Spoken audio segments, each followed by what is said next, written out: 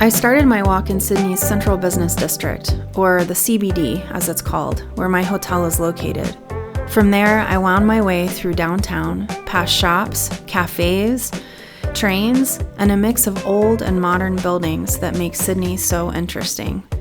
The people watching here is amazing. Although I prefer living in a quieter environment, I do enjoy the energy of cities when I visit. Once I reached the harbor's edge, I climbed the steps up the Sydney Harbour Bridge, where pedestrians and cars can cross over the water. Walkers and runners crossed together, and the iconic views had me pinching myself all the way across the bridge. On one side, you've got the Opera House and boats on the water below. On the other, the whole expanse of the harbour opens up. It feels like the city just spills out into the sea. The Sydney Harbour Bridge is one of Australia's most recognizable landmarks, stretching across the harbour to connect the city centre with the North Shore.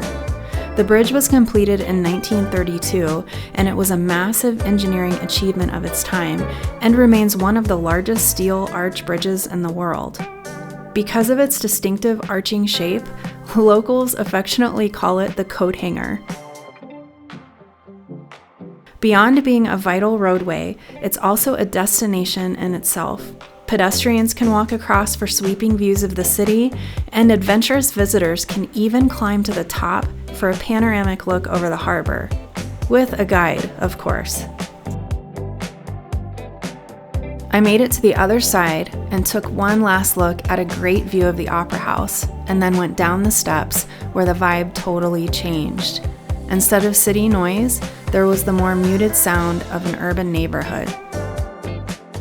I followed streets lined with small shops, houses, and then, finally, a grassy park near the water with boats lining one side.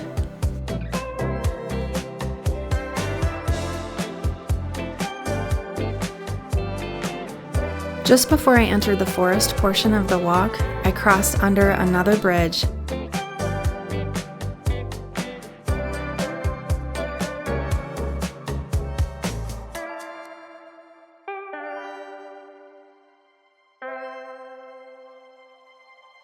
And then I was walking under green tree canopy. I saw a few people along this path, but it was mostly just me and the birds, and the trails felt worlds away from downtown. This was my kind of an environment.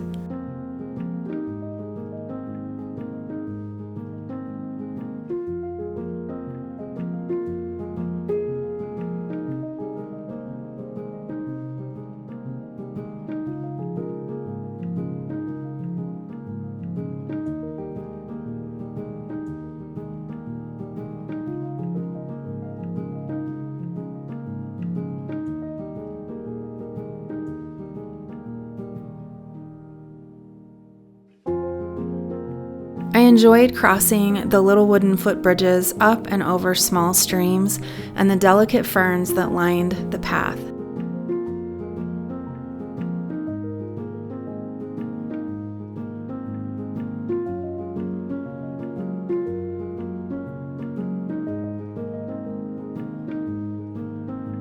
Forest was soon interrupted by a small bay and a beach, which is where I lost the trail. After asking someone in the park nearby, I headed in the direction she indicated and finally picked up the trail again.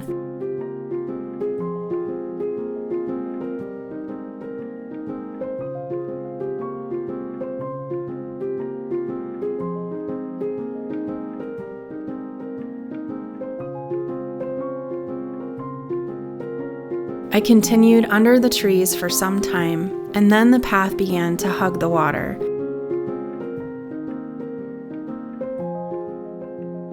With cliffs and hidden beaches, which I would stop at every now and then just to take in those amazing ocean views.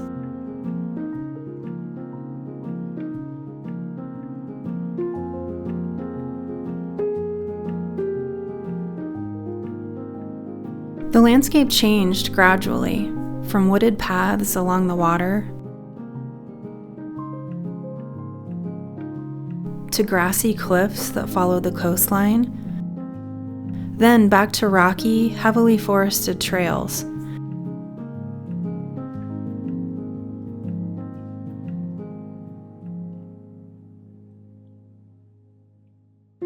Before at last turning again to sand.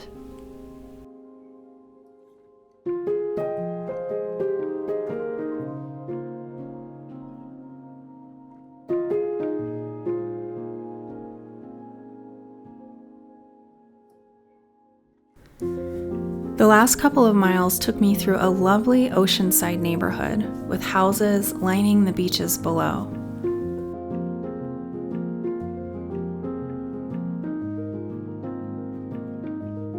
I stumbled upon an old lighthouse located between two houses. The Rocherville Lighthouse is a small but distinctive navigational aid built in 1911 on Sydney's Middle Harbour that once guided ships through the narrow channel. Though modest in size, the light reflects a period when Sydney expanded its network of coastal beacons to improve maritime safety, and today it stands as both a functional aid and a quirky piece of early 20th century harbor history.